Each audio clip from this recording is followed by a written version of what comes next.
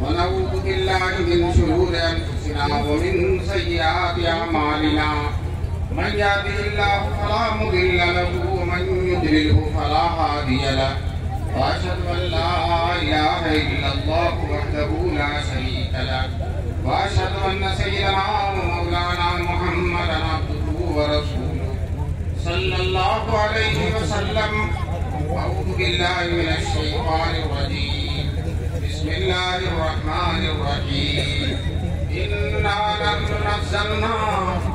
إنا نحن نزلنا الذكر وإنا له لحافظون.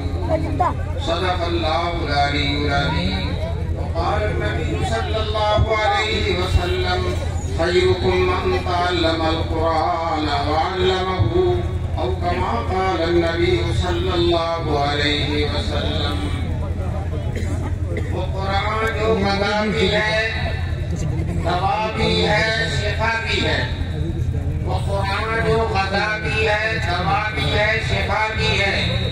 اسی سے ہوتی ہیں سب منازل ہائے عرفانی.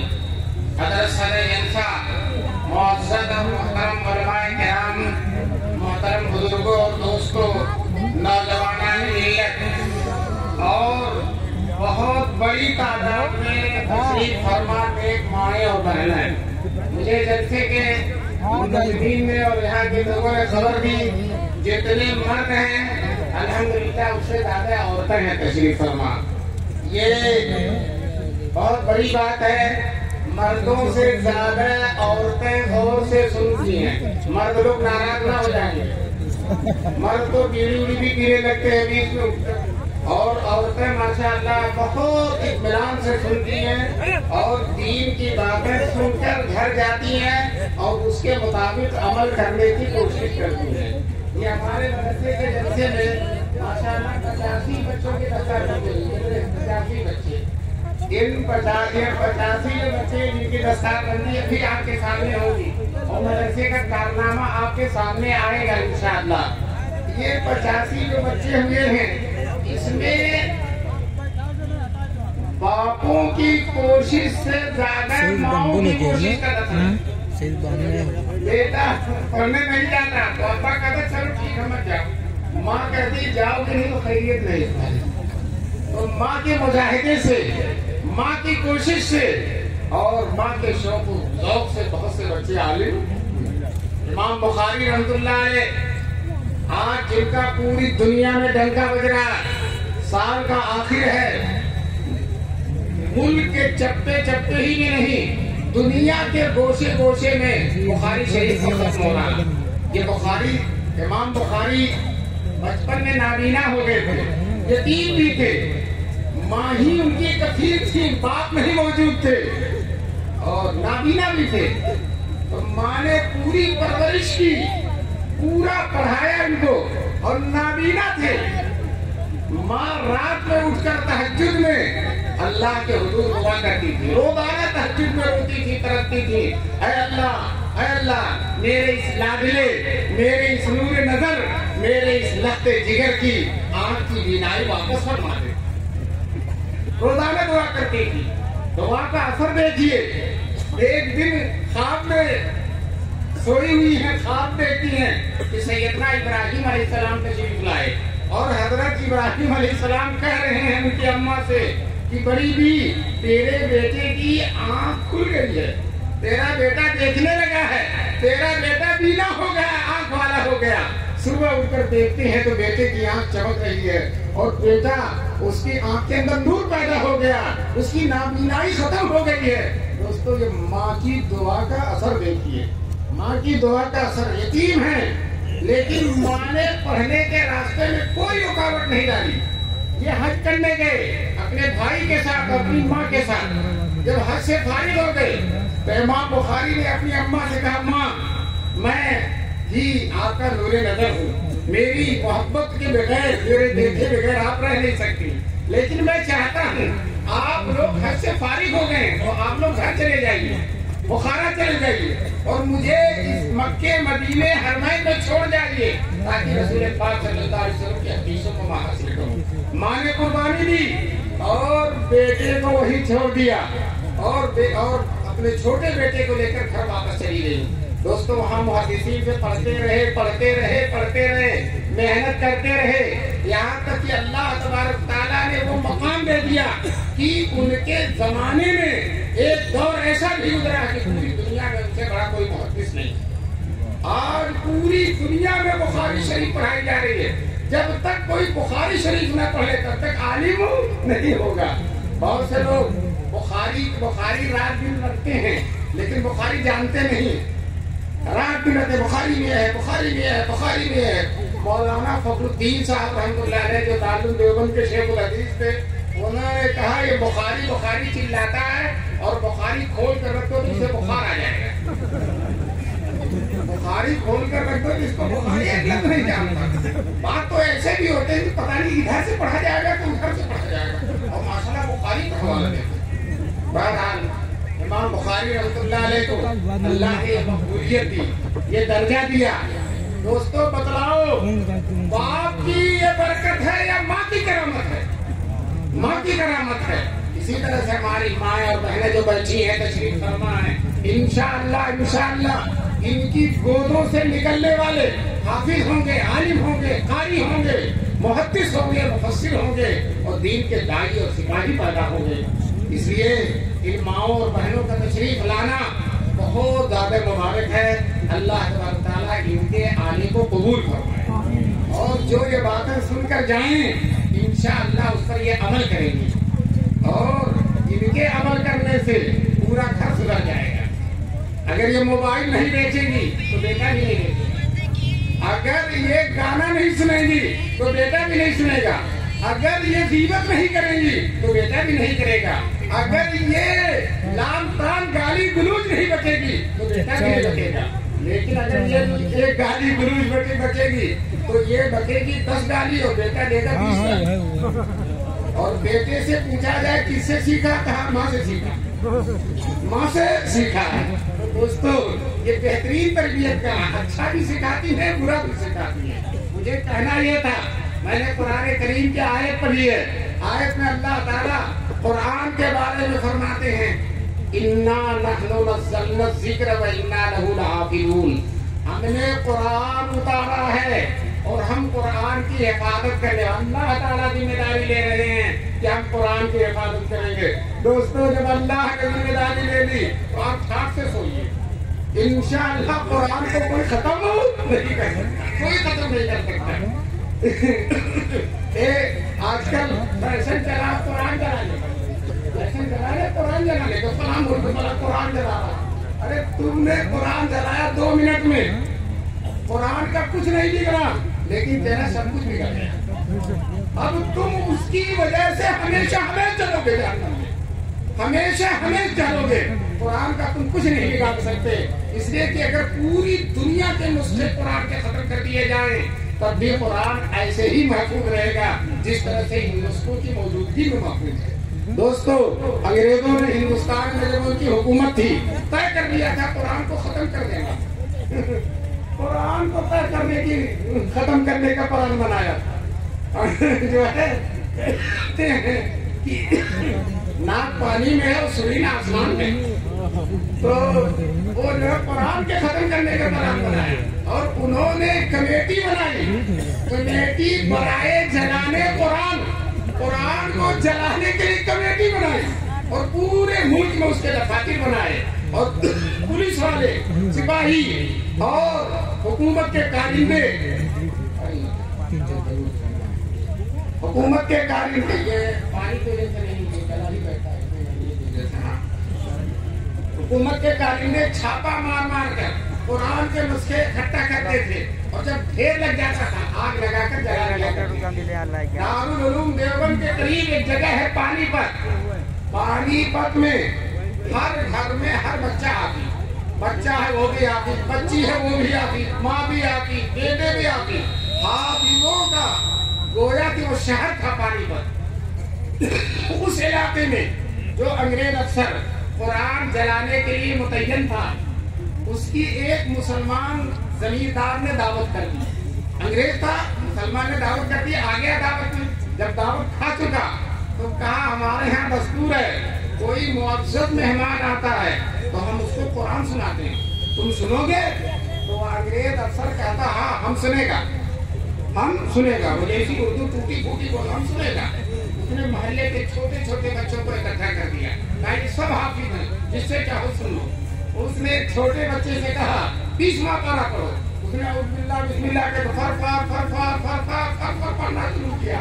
अब अंग्रेज शर्मिंदा भी हो रहा, मैं कुरान जला रहा हूँ और मेरे सामने कुरान पढ़ा जा रहा है। उसको बड़ी बड़ा ख्याल आया। उसने बेटे से डांट कर कहा गलत पढ़ते हो। वो बेटा बहुत मजबूती के साथ, बेखौफी के साथ कहता सही पढ़ रहा हूँ। दूसरा लड़का खड़ा होता, कहता चाचा तुमने गलत ठोका है, सही पढ़ा। तीसरा खड़ा होता, चौथा, एक लाइन लग गई, चाचा की तो हालत खराब हो गई। दोस्तों उसने उसी दिन से कुरान जलाने का प्लान खत्म कर दिया, कुरान जलाने का मंसूबा खत्म कर दिया कि हम कुरान के नुस्खों को जला सकते हैं, लेकिन मासूम सीनों से कुरान को हम कैसे खत्म कर सकते हैं। दोस्तों इन सीनों के अंदर जो मौजूद है, और कुरान की खुसूसियत है गुज़श्ता सारी किताबों के अंदर थी, सफीनों के अंदर थी, और कुरान सीनों के अंदर भी है और सफीनों के अंदर भी है। और जितना कुरान सीनों के अंदर सफीनों के अंदर है, उससे ज्यादा महफूज सीनों के अंदर है। हदीस में आया है कि जो कुरान का हाफिज हो जाता है, जिसके सीने में कुरान महफूज हो जाता है, अगर उसको आग में डाल दिया जाए तो आग उसको जलाएगी नहीं। इसका उलमा ने दो मतलब बतला है। एक मतलब ये बताया कि वाकई जो है आग में वो जलेगा नहीं। दूसरा मतलब उलमा ने बताया कि जहन्नम में अगर किसी वजह से चला भी गया, किसी जुर्म की वजह से जहन्नम में चला भी गया, तो जहन्नम की मजाल नहीं है कि आपके कुरान को जला दे, उसकी आग जला नहीं सकती। दोस्तों आज माशाअल्लाह इस मदरसे की बरकत से गांव में मदरसा और इतना शानदार जलसा, वहाँ उतरे तो इस्तेमाल करने वालों की इतनी भीड़ थी कि हम घबरा गए। अल्लाह इस्तेमाल का सिलसिला खत्म कर होगा, सांस चढ़ने लगे। तो माशाअल्लाह आप रात में उलमा से मोहब्बत को सबूत दिया। मैं तो इस लायक नहीं कि मेरा एहसास किया जाए, लेकिन आपने मुझे उलमा की सब में समझकर मेरा एहसास किया। तो ये आपकी ये जज्बा काबिल कदर है कि अल्लाह ताला ने आपके दिल में उलमा की मोहब्बत डाली है। इंशाअल्लाह सुम्मा इंशाअल्लाह ये मोहब्बत रंग लाए बगैर नहीं रहेगी। ये दीनदारों की मोहब्बत, नेक लोगों की मोहब्बत, ये अल्लाह ताला की मोहब्बत का पेशगीमा है। जब अल्लाह ताला किसी बंदे के दिल के अंदर अल्लाह उसके दिल को अच्छा करता है, तो वो अल्लाह वालों की मोहब्बत करता है।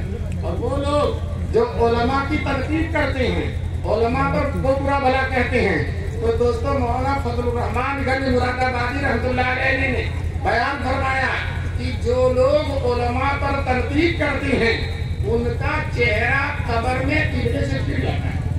अल्लाह ताला हम सबकी हिफाजत फरमाए और आलिमों की तनकीद और तहकीर से हमारी हिफाजत फरमाए। दोस्तों ये उलमा है क्या? ये मुदर्रिसीन हैं क्या? ये मकतब में पढ़ाने वाले हैं क्या? ये जो उलमा जो चप्पे चप्पे में मदारिस कायम करके पढ़ा क्या रहे हैं, दोस्तों ये वो लोग हैं जिनको दुनिया की कोई ताकत खत्म कर नहीं सकती। दुनिया की कोई ताकत इनसे टक्कर नहीं ले सकती। दुनिया का कोई साजिश इनका मुकाबला नहीं कर सकती। हमारा दुश्मन साजिश करता है, रात दिन साजिश करता, बंद कर दो इन मदरसों को, बंद कर दो इन मदरसों को, और रात भर मीटिंग चलती है और तजवीज पर तजवीज लिखी जाती है, बंद कर दो इन मदरसों को, दहशतगर्दी का अड्डा है। दोस्तों सुबह कोई मदरसा बंद नहीं होता, 70-80 मदरसे और खुल जाते हैं, 70-80 मदरसे और खुल जाते हैं। अगर इनको मालूम हो जाए, कोई इनका खैरखा इनको बता दे जाकर कि तुम्हारी साजिशों से मुसलमानों का और फायदा होता है, मदरसों का और फायदा होता है, तुम जितनी साजिश करते हो ये मदरसे उतने ही बढ़ते जाते हैं और तरक्की करते जाते हैं। क्यों? ये इस्लाम है, ये इस्लाम के मुहाफिज हैं, ये इस्लाम के पासबान हैं, ये कुरान के मुहाफिज हैं, उस कुरान के मुहाफिज हैं जिस कुरान की हिफाजत की जिम्मेदारी अल्लाह ने ले ली है। तो दोस्तों जब ये कुरान की हिफाजत करते हैं तो इंशाअल्लाह अल्लाह ताला भी इनके हिफाजत, और जिसे अल्लाह रखे उसे कौन चखे। एक औरत थी, उसका शौहर कोतवाल हो गया तो दरवाजा खोल के सोती थी।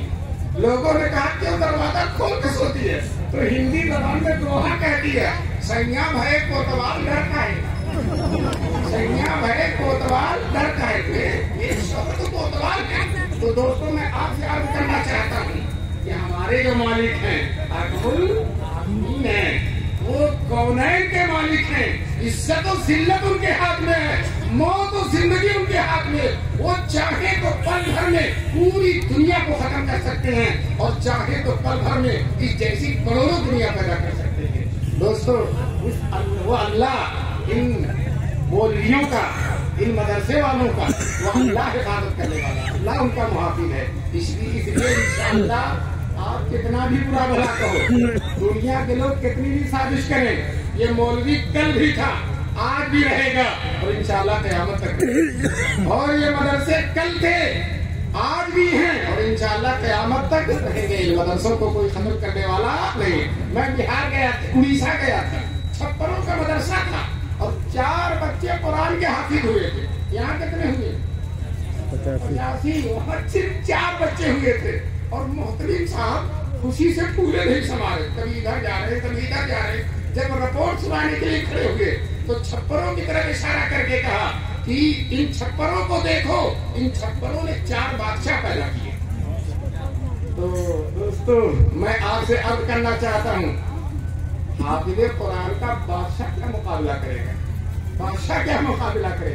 बादशाह आज है कल नहीं रहेगा, आज है कल नहीं रहेगा। देखने वाले देखेंगे जो बड़े तुर्रम खान हुए थे और बड़े ही जो है रोब दाम के साथ रहते थे और एक दिन देखा तो नामो निशान उनका भी मिट गया, खत्म हो गया।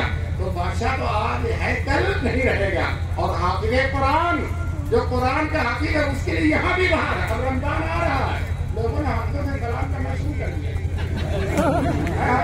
कहीं और न जाइएगा, हमारी मस्जिद में मस्जिद में तरावी पढ़ाइएगा। जब हाफिजों के लिए आओ भगत हुई तो मदरसों ने इतने हाफिज बनाए, इतने हाफिज बनाए कि अब मस्जिदें तंग हो गई। अब मस्जिदें नहीं मिल रही, मस्जिदें तंग हो गई। बहरहाल हाफिजों का यहाँ भी एजाज है और कब्र में भी एजाज है और मैदाने महशर में भी एजाज है। मैदाने महशर में हदीस में रसूल पाक सल्लल्लाहु अलैहि वसल्लम फरमाते हैं, कुरान का हाफिज, जो बच्चा कुरान का हाफिज हो गया, मैदाने महशर में अल्लाह ताला उसको अपने सामने बुलाकर खड़ा करे। अल्लाह के सामने, जरा सोचिए, किसी बड़े के सामने उसको देखने के लिए लोग टाइम लेते हैं, मौका लेते हैं, मौका नहीं मिलता, तरसते रहते हैं। और यहाँ अल्लाह खुद हाफिज़े कुरान को अपने सामने बुलाना है, कितना बड़ा एजाज़ है। और यही नहीं कि बुलाकर खड़ा करेगा, हाफिज़े कुरान के अब्बा को भी बुलाएगा। तो यहाँ बेटा खड़ा, वहाँ अब्बा खड़े हैं, इसलिए अब्बा से कहते हैं जब बेटा हाफिज़े कुरान हो गया तो दाढ़ी रख दो, दाढ़ी रख लो। अब बताओ, तुम्हारा बेटा हाफिज़े कुरान है, मैदान महशर में तुम्हें खड़ा किया जाएगा और तुम्हारी दाढ़ी नहीं होगी तो हर वक्त यही छुपाओगे, हर वक्त यही छुपाओगे। इसलिए जब बेटा हाफिज हो गया तो बापों के लिए जरूरी है कि वो दाढ़ी रख लें। चुनांचे अल्लाह ताला बेटे को भी बुलाएगा और बाप को भी बुलाएगा। बेटे से कहेगा पढ़ो, बेटा एक आयत पढ़ेगा, बाप का एक दर्जा बढ़ेगा। बेटा पढ़ता जाएगा और बाप का दर्जा बढ़ता जाएगा। बेटा पढ़ता जाएगा, बाप का दर्जा बढ़ता चला जाएगा। वो लोग जिनके 6 बेटे थे, 7 बेटे थे, एक को हाफिज नहीं बनाया, वो कभी अफसोस मिलेंगे, काश कि एक बेटे को हाफिज बना देते, आज हमारा भी दर्जा बढ़ता, हमारा भी दर्जा बढ़ता। दोस्तों तय कर लो कि इंशाअल्लाह हम अपने बेटों को हाफिज बनाएंगे, जरूर हाफिज बनाएंगे। और याद रखो, बहुत से लोग इस तरह से हाफिज नहीं बनाते। या हाफिज एक साहब मुझसे कहने लगे, मैंने जब हिफ्ज़ शुरू किया तो मेरे मोहल्ले के साहब कहने कि क्या कर रहे हो तुम, क्या अपने आप को बर्बाद कर रहे हो, तुम बस सिर्फ मस्जिद की इमामत करोगे, अगर हाफिज हो जाओगे मस्जिद की इमामत करोगे। तो बेटा बड़ा हाजिर जवाब था, उसने कहा इमाम सबसे आगे रहता है, इमाम सबसे आगे रहता है, तो ये ऐब की बात नहीं है, मस्जिद में सबसे आगे रहेंगे। बहरहाल हमारे ताल्लुम देवबंद के साबिक शेख नदी हजरत मुफ्ती सईद साहब, अल्लाह उनकी कब्र को नूर से भर दे, ये हदीस जब सुनाते थे तो बतौर लतीफा एक बात कहते थे डंडा खाया बेटे ने, और दर्जा बढ़ाना बाप का, अरे बाप का दर्जा डंडा बेटे ने कैसे खाया? ये जो हाफिज होते हैं आसानी से नहीं होते हैं। फजर से 1 घंटा पहले सर्दी में 1-1.5 घंटा पहले इनको उठा दिया जाता है और ये रहते मोटे मोटे लोग, सेहतमंद लोग सोए हुए हैं, और ये छोटा सा बच्चा उठकर कुरान रट रहा है, तिलकर रुसूल फद्दलना बा'दहुम तिलकर रुसूल फद्दलना, कुरान रट रहा है। और दोस्तों फजर से पहले ही उस्ताद को सुना देता है, और जब सुनाने जाता है तो उस्ताद साहब माशाल्लाह बड़े रोब के साथ बैठे रहते हैं, और जहाँ एक गलती ही थप्पड़ लगा देते हैं तो मुफ्ती साहब उसी की तरफ इशारा कर रहे हैं, डंडा खाया बेटे ने और दर्जा बढ़ रहा बाप का दर्जा क्यों बढ़ा? बाप ने इसको इंग्लिश मीडियम में नहीं भेजा, बाप ने इसको सऊदी अरब कमाने के लिए नहीं भेजा, बाप ने इसको कारखानों और फैक्ट्रियों में नौकर नहीं रखा, बाप ने इसको सड़कों पर आवारा घूमने के लिए नहीं छोड़ा, बल्कि बाप ने इसको मदरसा मिसबाहुल उलूम में दाखिला करा। क्या नाम है? बाप ने मिसबाहुल उलूम में दाखिला करा दिया, बाप ने कुर्बानी दी। आज मैदान महशर में बाप के सिला पाने का वक्त है। दोस्तों हम सबको ये तय कर लेना चाहिए कि इंशाअल्लाह हम अपने बच्चों को आलिम और हाफिज बनाएंगे। याद रखो, इससे बेहतर कोई तबका नहीं है। लोग जब हाफिज नहीं होते, आलिम नहीं होते तो इनको बुरा भला कहते हैं, लेकिन दोस्तों सच कहता हूँ, इससे बेहतर कोई तबका नहीं है। आप लोग ये सोचते हैं आलिम हो जाएगा, हाफिज हो जाएगा तो उसकी तनख्वाह थोड़ी रहेगी, खाएगा कैसे? मैं कहता हूँ इतना खाएगा कि देखने वाले देखते देखते थक जाएंगे। दोस्तों आज भी उलमा को अल्लाह ताला हाफिजों को इतना खिलाता है, रमजान में जब तरावी पढ़ने जाते हैं वो आदमी रसगुल्ला लिए चला रहा है, वो आदमी पराठा लिए चला रहा है, वो आदमी जो है क्या क्या चीजें ला के खिला रहे हैं, इतना खिलाते हैं कि दोस्तों हैरत की बात है। आज भी आपके घर देसी मुर्गा उसी वक्त करता है जब कोई मौलाना मेहमान हो, वो खिलाते हैं अल्लाह ताला, कोई कमी नहीं है। दोस्तों 1.5 लाख तनख्वाहें होती है प्रोफेसरों की, 2-2 लाख 2.5 लाख, लेकिन एक मेहमान नदारत। और मौलवी 10,000 15,000 की तनख्वाह है, और उसके बखान पर रोजाना 5-7 मौलवी मेहमान मौजूद है, 5-7, वो तनख्वाह खाता ही नहीं कभी, वो अल्लाह ताला उसके जरिए दूसरों को भी खिलाते हैं। शेखुल इस्लाम हजरत मौलाना हुसैन अहमद मदनी रहमतुल्लाह अलैह, अल्लाह उनके कब्र को नूर से भर दे, 500 रुपया तनख्वाह थी और 50 मेहमान रोजाना खाते थे। कितने मेहमान? 50 में, और खाना सालन रोटी, लेकिन इतना लजीज। अभी दारुल देवबंद में बहुत बड़े मुहद्दिस हैं हजरत मौलाना रहमतुल्लाह साहब, अल्लाह उनकी हयात में उम्र में बरकत नसीब फरमाए। वो कहते हैं बचपन में शेखुल इस्लाम के दस्तरखान पर रोटी और सालन खाया था, पतली रोटी और पतला सालन खाया था। 90 साल का जमाना गुजर गया, कहते बादशाहों की भी दावत खाई, हुक्मरानों की भी दावत खाई, वजीरों की भी दावत खाई, लेकिन उस मर्द कलंदर के दस्तरखान पे जो लज्जत थी वो कहीं नहीं मिली। दोस्तों लज्जत इनमें दीन की है, ये लज्जत तकवा की है, ये लज्जत रिश्ते हलाल की है। अल्लाह ताला अल्हम्दुलिल्लाह मोहम्मदियों को रिश्ते हलाल से बरकरार फरमाते हैं। इसलिए इस तबके की इज्जत करो। हम कौमुल ला यश्का जलीसुहुम, ये ऐसे लोग हैं कि जिनके पास बैठने वाला भी महरूम नहीं होता। कहते हैं किसी अल्लाह वाले की कब्र के पास दफन हो जाओ तो इंशाल्लाह वहाँ भी मजे रहते हैं। अल्लाह वाले के शेख हजरत मौलाना कासिम नानोतवी रहमतुल्लाह अलैह, जो दारुल उलूम देवबंद के बानी थे, गर्मी बहुत शदीद थी, एक साहब हजरत को पंखा चल रहे थे, पंखा झलते सवाल किया, हजरत अल्लाह वालों की कब्र के पास अपनी कब्र बनवाने में, दफन होने में कुछ फायदा है? तो हजरत ने फौरन जवाब दिया, ये पंखा तुम मुझे झल रहे हो, लेकिन आसपास वालों को हवा लग रही नहीं लग रही है। इसी तरह से जब नेक लोगों की कब्र में अल्लाह की रहमतों का पैगाम होता है तो आसपास वाले भी निहाल हो जाते हैं, वो भी मालामाल हो जाते हैं। तो दोस्तों इनके पास कब्र बनना सआदत की बात है, इनसे मुसाफा करना सआदत की बात है, इनकी जियारत करना सआदत की बात है, इनके लिए दुआएं करना सआदत की बात है। दोस्तों उलमा हुजूर के जानशीन हैं, हुजूर के वारिस हैं। आप देखो आज हमारे खिलाफ कितनी साजिशें पूरी दुनिया में, कितनी साजिशें हो रही हैं, लेकिन ये साजिशें सबकी सब नाकाम है, सबकी सब नाकाम है। क्यों? ये मौलवी डटा हुआ है कि बताओ दुनिया में कोई काम टाइम से नहीं होता है, लेकिन अज़ान और नमाज टाइम से होती है। बताओ ये मौलवी थोड़ी सी तनख्वाह, बात तनख्वाह भी नहीं पाता है, और ٹائم سے اذان دیتا ہے اور ٹائم سے نماز ہوتی ہے. دنیا کی کوئی چیز اتنی ٹائم سے نہیں چلتی. یہ ٹائم دینے والی گھڑی بھی اتنے ٹائم سے نہیں چلتی جتنے ٹائم سے یہ مولوی چلتا ہے. دوستو اذان نماز ٹائم کی ہوئی ہے. لوگ گھبرائے ہوئے ہیں, کبھی اذان پہ پابندی, کبھی نماز پہ پابندی. لیکن دوستو نہ اذان رکے گی نہ نماز رکے گی انشاءاللہ. نغمہ فصل گلو لالا کا نہیں پابند, یہ نغمہ فصل گلو لالا کا نہیں پابند. بہار ہو کہ خزاں لا الہ الا اللہ, بہار میں بھی لا الہ الا اللہ اور خزاں میں بھی لا الہ الا اللہ. آج میں اس مدرسے کے ذمہ داروں کو, محتمین صاحب کو, اراکین کو, کمیٹی کے لوگوں کو دل کی گہرائیوں سے مبارکبادی دیتا ہوں کہ آپ کی کوشش سے الحمدللہ 85 بچوں کی دستار بندی ہوگی. دیکھیے پگڑی آ گئی ہے, ابھی پگڑی بندھنے کا منظر آپ کی نگاہوں کے سامنے آئے گا انشاءاللہ, اور آپ کے دل میں جذبہ پیدا ہوگا کاش کہ میرا بیٹا بھی ایک دن یہاں کھڑا ہو کر اس کی بھی پگڑی بندھے. تو آپ یہ جذبہ رکھیں گے انشاءاللہ آپ کے بیٹے کی بھی پگڑی بندھے گی, اور آپ کا بیٹا بھی انشاءاللہ ایک دن عالم بنے گا اور حافظ بنے گا. بہرحال قرآن میں اللہ تبارک تعالیٰ نے فرمایا ہم نے قرآن اتارا ہے اور ہم اس کی حفاظت کریں گے. یہ بتاؤ پوری عیسائیت, پوری یہودیت, پوری اور دنیا کے جتنے بھی مذہب ہیں اسلام کے علاوہ سب رات دن قرآن کے خلاف سازش کرتے ہیں, لیکن قرآن کا ایک شوشہ ختم ہوا, ایک نقطہ ختم ہوا. حضرت علی کی خلافت کے زمانے میں ایک بستی ہے انطاکیہ.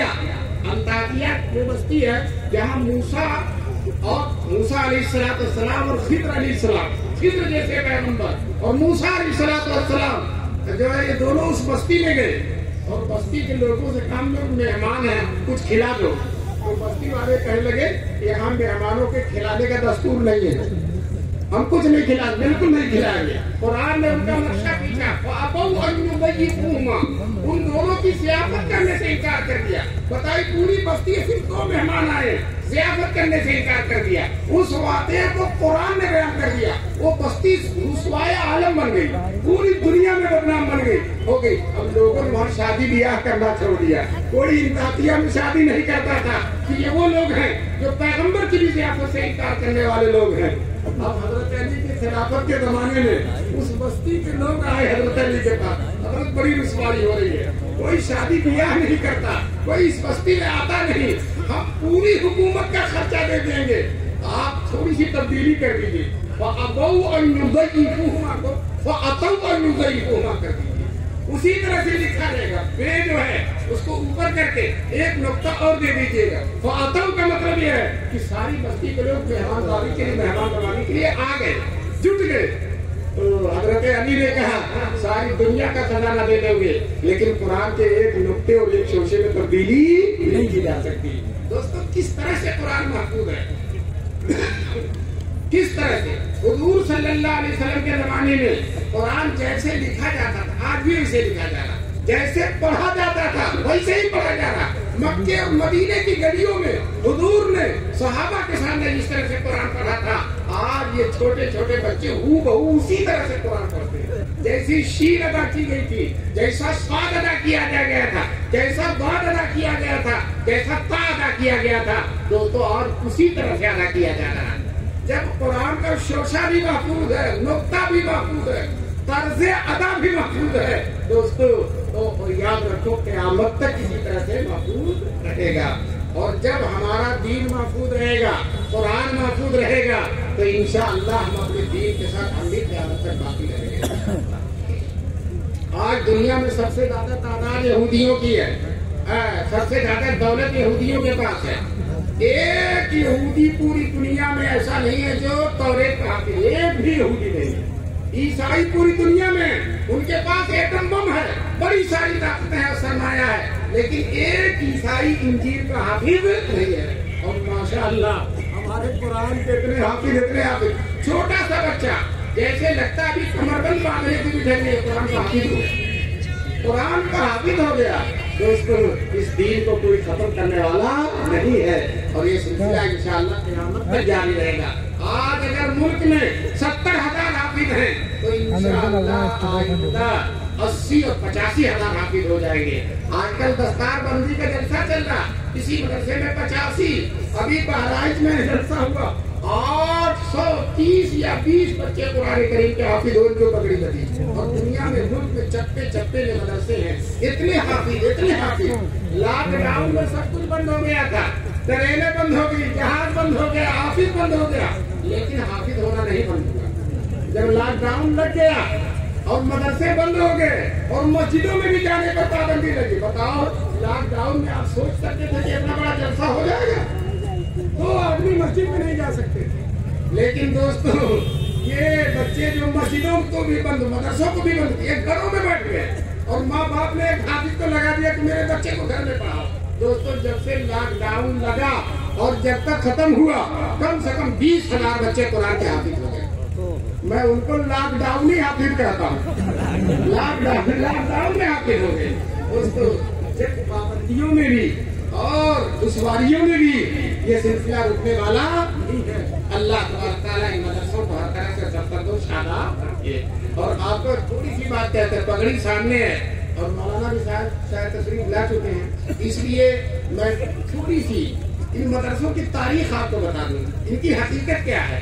جب ہندوستان میں انگریز آ گیا اور اس نے طے کر لیا کہ ہندوستان سے اسلام کو مٹا دے گا, ختم کر دے گا, برطانیہ کی پارلیمنٹ میں منظور ہو گیا کہ پورے ہندوستان میں صرف عیسائی مذہب رہے گا, کوئی مذہب نہیں رہے گا.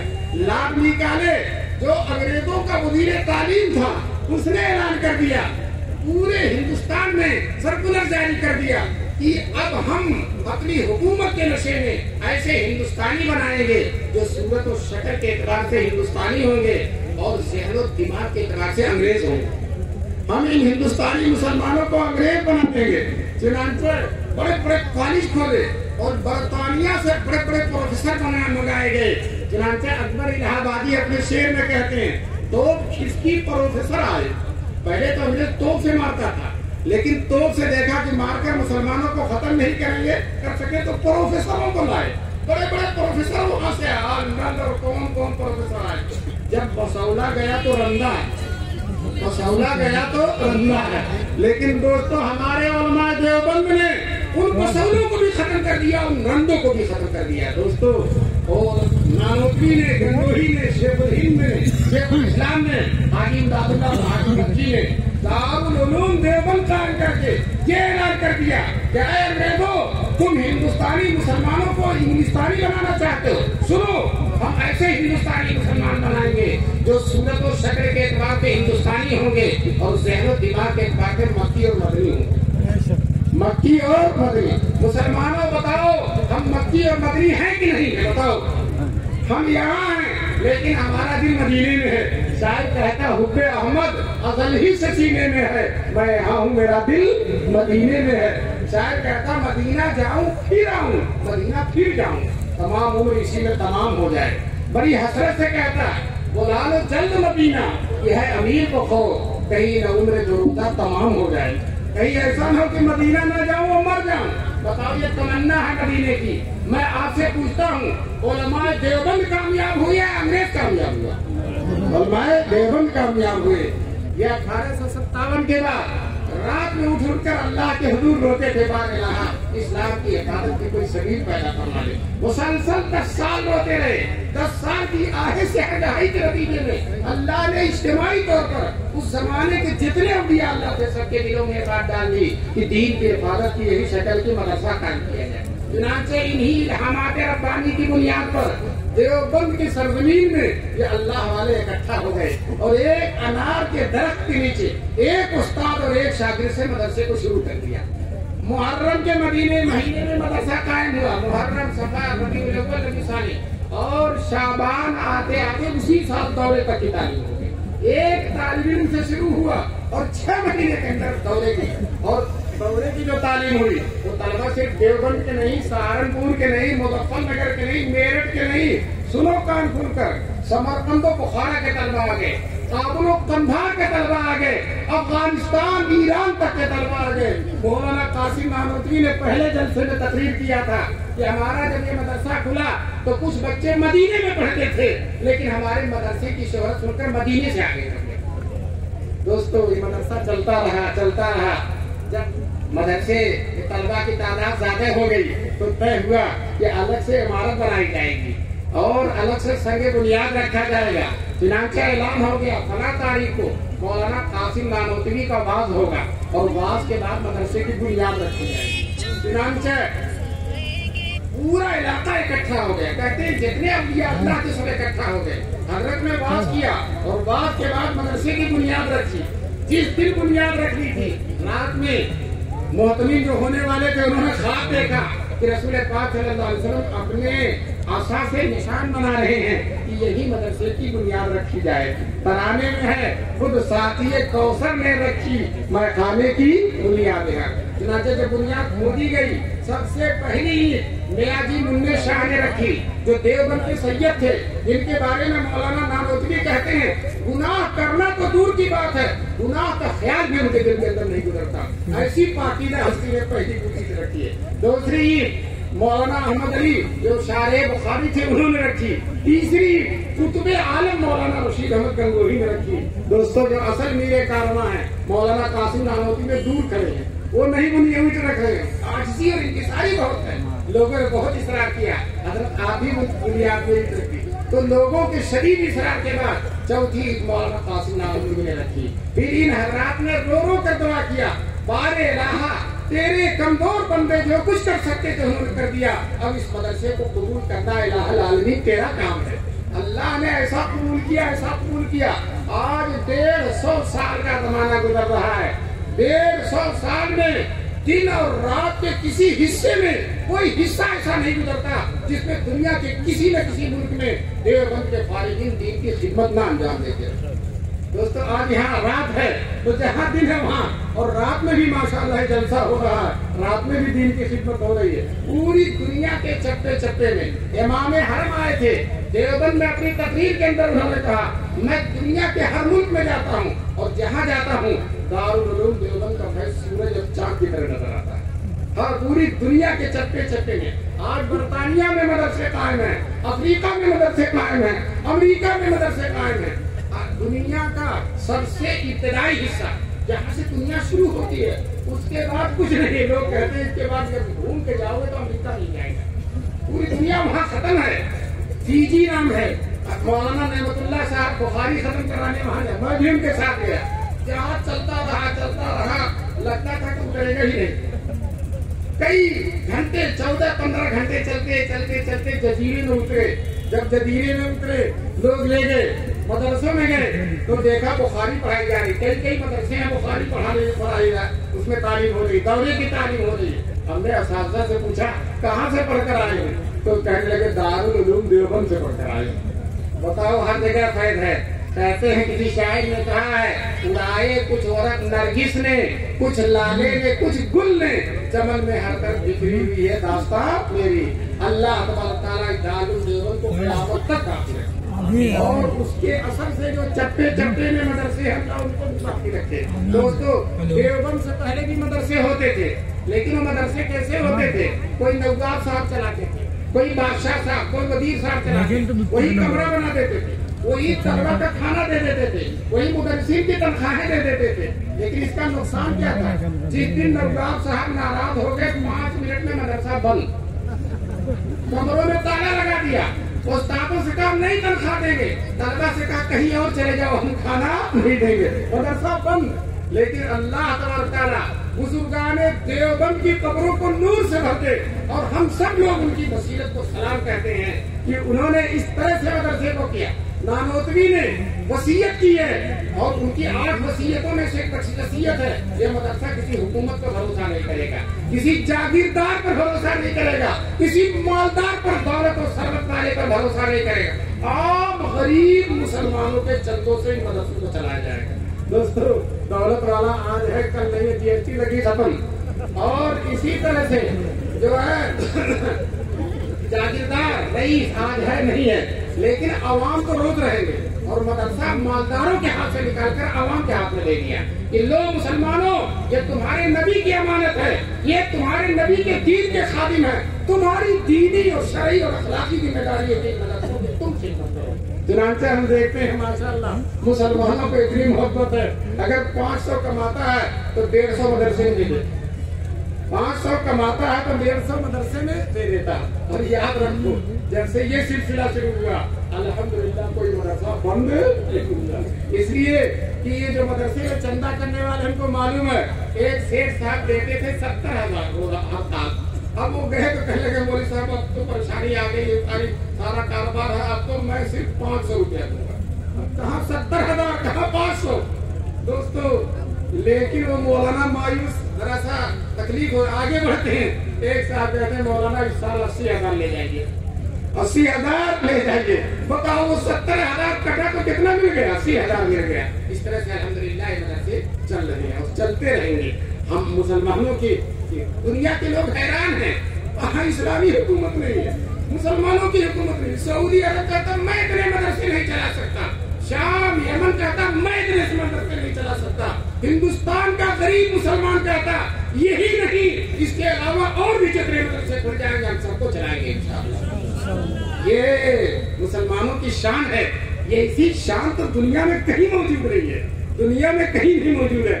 आप जानते हैं अब अरब की हुकूमतें और मुसलमानी तहफीजुल कुरान कायम करती हैं और जो है न खाना न कपड़ा न कुछ। और हमारा ये मदर मौलवी रमजान में चंदा करके आपकी खिदमत में जाकर पैसे लाकर कौम के गरीब बच्चों को मुफ्त तालीम दे रहे हैं। आज पूरी दुनिया में मुफ्त तालीम दे रहे हैं।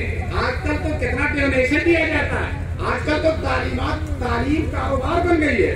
लोग फैक्ट्री खोलने के बजाय स्कूल खोलते हैं, ये कारोबार बन गए। लेकिन इस कारोबारी दौर में भी अल्लाह के कुछ ऐसे बंदे हैं जो मुफ्त तालीम दे रहे हैं, खाना भी दे रहे हैं, कपड़ा भी दे रहे हैं, बीमार पड़ जाता तो इलाज भी कर रहे हैं। दोस्तों मैं कहता हूँ बिहार से बंगाल से एक बच्चा आ गया हमारे यहाँ, वो बीमार पड़ गया, अब मोहतमी मदरसे पर परेशान है, फौरन डॉक्टर बेहतरीन से बेहतरीन डॉक्टर को ले जाता, अपने घर रहता तो इतनी जल्दी उसका इलाज न होता, लेकिन मदरसे के मौलवी मोहतमी साहब फौरन उसका इलाज कराते हैं, जितना पैसा खर्च होता। अभी एक गांव में एक मदरसा चल रहा, मोहतमी साहब परेशान है, रोते हुए आ गए। मैंने कहा क्या बात है? पहले एक तालिब इल्म बीमार पड़ गया, बहुत ज्यादा बीमार पड़ गया, बताओ रो रहे, वही माँ बने हुए, वही बाप बने हैं, वही माँ बने हैं, मुफ्त तालीम दे रहे हैं। एक बच्चा बिहार से बाप भेज देता है किसी तालिब इल्म के साथ, वहाँ मदरसे में आ जाता, न अब्बा ने मदरसे को देखा, न एक पैसा भेजा, मदरसे वाले उसका खाना कपड़ा उसकी तालीम उसकी रोशनी और सारी चीजें। और जब वो हाफिज हो जाता है तो पगड़ी भी अपनी ही तरफ से बांध देते हैं, बाप से नहीं लेते पगड़ी के खर्चा अपनी तरफ से। ये इतनी सारी पगड़ी है क्या अब्बा अम्मा ने दिया, मदरसों ने दिया है। तो दोस्तों मदरसों की कदर कीजिए और याद रखो ये उलमा, ये मौलाना बशीर साहब बैठे हुए हैं, ये भी कई मदरसों के सरपरस्त हैं माशाअल्लाह। लेकिन मैं बता दूं उलमा कितनी कुर्बानी देते हैं। हम अपनी जरूरत से कभी किसी के पास नहीं जा सकते, लेकिन मदरसे की जरूरत, तालीम की जरूरत, कुरान के हिफ्ज़ की जरूरत, दीनी शरीयत की हिफाजत की जरूरत है।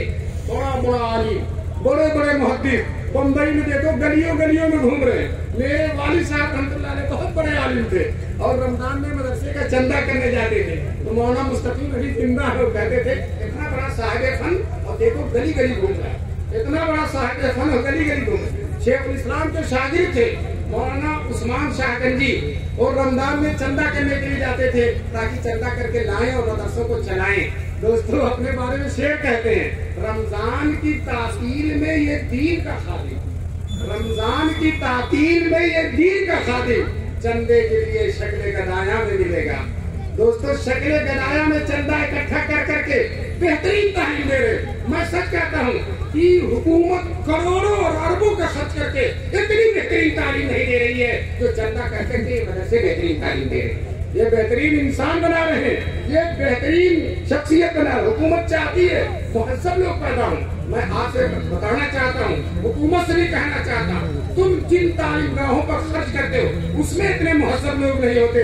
जिसमें तुम खर्च नहीं करते हो बल्कि जिसमें तुम मुखालफत करना चाहते हो उसमें उससे ज्यादा मुहज्जब लोग तैयार। तो ये मदरसे के अजीम कारनामे हैं। अल्लाह तबारक तआला इन मदरसों के कारनामों को कबूल फरमाए। और ये आप जूक दर्जू का मैंने सोचा था तकरीर बंद कर दूंगा, 2-4 आदमी भी जाएंगे, लेकिन एक आदमी भी नहीं गया, एक आदमी भी एक जगह میری تقریر ذرا لمبی ہو گئی تو میں نے کہا اس میں میرا قصور نہیں، آپ کا بھی قصور، آپ بیٹھے کیوں رہ گئے، آپ بیٹھے کیوں رہ گئے؟ تو اسی طرح سے میں کہنا چاہتا ہوں ماشاء اللہ اتنے ذوق و شوق سے سن رہے ہیں کہ صبح تک بھی اگر مسئلہ جاری رہے سلسلہ تو اٹھنے والے نہیں۔ اللہ تعالیٰ آپ کے دینی ذوق کو قبول کرے۔ اس سے لوگوں نے کہا کچھ عورتوں کے بارے میں بھی کہہ دیا جائے، تو عورتوں کے بارے میں مجھے صرف اتنا کہنا ہے کہ عورتیں دیندار بنے، نمازی بنے، جھوٹ نہ بولے، غیبت نہ کریں، انشاءاللہ ان کا گھر جنت کا نمونہ بن جائے۔ علامہ اقبال شاعر کہتے ہیں بطول باش پھر ہاشو ادیدہ ادھر آو شبیر بگی، تم بطول ہو جاؤ، مسلمان ماؤں سے کہتے ہیں تم بطول بن جاؤ، تم حضرت فاطمہ زہرا جیسی بن جاؤ، تمہاری گود میں حسن حسین جیسے لوگ کہتے۔ دوستو علامہ اقبال کہتے ہیں تم ہی دانی کی سوچے کراتے تو دیگر گو کر تبدیل عمر کا۔ دوستو حضرت عمر جیسا انسان جن کے بارے میں حضور نے فرمایا اگر میرے بعد کوئی نبی ہوتا تو عمر ہوتے، میں آپ سے بتانا چاہتا ہوں ان کے مسلمان ہونے کا سبب ان کی بہن بن گئی۔ ان کی بہن جب بہن کے گھر میں آئے اور تھپڑ مارا بہن کو تو بہن نے کہا عمر جان سے مار ڈال، لیکن حضور کی محبت نکلنے والی نہیں، جان سے مار، وہ بھی اسی طرح سے جم گئی۔ حضرت عمر کی بہن تھی، جس خطاب کے وہ بیٹے تھے اسی خطاب کی وہ بیٹی تھی، وہ ڈٹ گئی، عمر جان سے تو مار ڈال، لیکن حضور کی محبت، قرآن کی محبت نکلنے والی نہیں ہے۔ تو پھر حضرت عمر ڈھیلے پڑ گئے۔ حضرت عمر نے کہا لاؤ قرآن جس کو تم پڑھ رہے تھے، تو بہن نے کہا تم ناپاک ہو اور قرآن پاک ہے، ناپاک لوگ نہیں چھوڑتے، غسل کرو۔ چنانچہ غسل کرنا کیا، اور جب غسل کیا تو قرآن دے دیا ان کے ہاتھ میں، سورہ طٰہٰ کی آیتیں تھیں، حضرت عمر پڑھنے لگے طٰہٰ ما انزلنا علیک القرآن لتشقیٰ الا تذکرۃ لمن یخشیٰ تنزیلا ممن خلق الارض والسماوات العلی الرحمن علی العرش استویٰ۔ جب اس جملے پر پہنچتے ہیں حضرت عمر جو ابھی بہن کو تھپڑ مار رہے تھے، بہنوئی کو مار رہے تھے، ان کی آنکھوں سے آنسو جا گئے، آنکھوں سے آنسو، قرآن نے اثر کر دیا، قرآن دل میں گھر کر گیا، قرآن نے اس پتھر جیسے دل کو پگھلا دیا۔ دوستو اب بہن سے کہتے ہیں مجھے بھی کلمہ پڑھاؤ، مجھے بھی مسلمان بناؤ، میں بھی اس قرآن پر ایمان لاؤں۔ بتاؤ ایک عورت کے سوزے جگر سے اور جرأت ایمانی سے حضرت عمر جیسا آدمی مسلمان ہو رہا ہے۔ اس لیے ماؤں اور بہنوں اپنی شان اور اپنی عظمت کو سمجھیں اور اپنے گھر کو اچھا رکھیں۔ گھر اچھا اسی وقت رہے گا جب میاں بیوی میں تعلقات اچھے ہوں گے۔ جتنے دیکھیے حضور فرماتے ہیں میں تم میں سب سے بہتر ہوں اور اپنے گھر والوں کے لیے سب سے اچھا، اتنا اچھا تعلق، اتنا اچھا تعلق رسول پاک حضرت عائشہ سے ایک دن حضور نے کہا چلو مقابلہ کرتے ہیں چلنے کا، تیز چلنے کا۔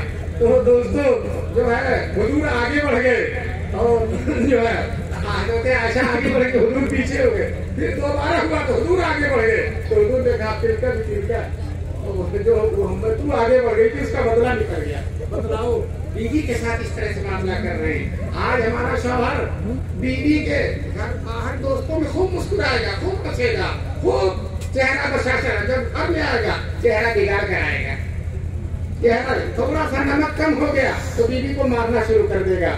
دوستو شریعت کی تعلیم اس کے خلاف ہے۔ شریعت کہتی ہے دونوں ایک دوسرے کی حق شناسی کریں۔ حدیث میں آیا ہے جو حضور نے فرمایا جو مرد، جو عورت اپنے اگر اللہ کے علاوہ کسی کو سجدے کی اجازت ہوتی تو میں عورتوں سے کہتا کہ اپنے شوہروں کو سجدہ کرے، اتنا درجہ ہے شوہر کا، لیکن اللہ کے علاوہ کسی کو سجدے کی اجازت نہیں۔ تو اجازت تو نہیں ہے لیکن کچھ لوگ بے اجازت کے قبروں پر ادھر ادھر سجدہ کرنا شروع کرتے، وہ بے اجازت ہے، اس کی اجازت نہیں۔ انہوں نے فرمایا اگر اللہ کے علاوہ کسی کو سجدے کی اجازت ہوتی تو میں عورتوں سے کہتا اپنے شوہروں کو سجدہ کرے۔ وہ آپ نے مولانا نے حدیث سنائی اور شوہر کی بیوی بڑا ناراض رہتی تھی، جھگڑا کرتی تھی، سوچنے لگے بڑی اچھی حدیث مل گئی، گئے اپنی بیوی کو سنا کے دیکھ یہ حدیث سن کر آیا، اس میں شوہر کی کتنی فضیلت ہے۔ تو بیوی گھر سے کہتی ہے حدیث بالکل صحیح ہے، شوہروں کی فضیلت بھی صحیح ہے، لیکن آپ جیسے شوہروں کی کوئی فضیلت نہیں، آپ جیسے شوہروں کی کوئی فضیلت نہیں ہے۔ اسی طرح سے ایک بزرگ تھے اللہ والے تھے، سارے لوگ احترام کرتے تھے، اور بیوی احترام نہیں کرتی تھی، گالی گلوچ تک دے ڈالتی تھی، برا بھلا بھی کہہ دیتی تھی۔ ایک دن سوچا کہ لاؤ بیوی کو بھی قائل کریں، اپنے گھر کے اوپر سے اڑنے لگے، گھر کے اوپر سے اڑنے لگے۔ جب اڑ کر ادھر سے اتر کر آئے تو بیوی نے کہا تم بزرگ بنتے ہو، آج میں نے ایک بزرگ دیکھا ہے ہماری چھت پر سے اڑ رہا تھا، تو انہوں نے کہا تم نے غور سے نہیں دیکھا، میں ہی تو تھا، میں ہی تو تھا۔ تو اب بیوی کیا کہتی ہے؟ بیوی تو تیرے ہی اڑ رہے تھے، بیوی تو تیرے۔ تو میں میری ماں اور بہنوں سے کہوں گا اپنے شوہروں کے کمالات کو تسلیم کریں، ان کی شخصیت کو تسلیم کریں، اسلام نے جو ان کو درجہ دیا اس درجے کو مانیں، انشاءاللہ آپ کا گھر بہترین گھر بن جائے گا۔ ادھر دوسری طرف مردوں سے بھی کہتا ہوں، حضور نے عرفات کے میدان میں تقریر جو آخری خطبہ دیا تھا تو حضور نے فرمایا تھا یہ عورتیں یہ کمزور ہیں، یہ ضعیف ہیں، یہ ناتواں ہیں، تم ان کے ساتھ بہترین سلوک کرو، میری ان کے بارے میں وصیت قبول کرو۔ بتاؤ ان عورتوں کے بارے میں حضور نے شوہروں کو وصیت کیا، کون ہے شوہر جو حضور کی وصیت کا صرف کے ماننے سے انکار کرے گا؟ حضور نے کہا جو خود کھاؤ ان کو کھلاؤ، جو خود پہنو ان کو پہناؤ، اور تم میں سب سے اچھا وہ ہے جو اپنے بال بچوں کے ساتھ اچھا ہو۔ حدیث میں آیا کہ جو مال آدمی بال بچوں پر خرچ کرتا ہے میدان محشر میں اجر کے ترازو پر اس کو سب سے پہلے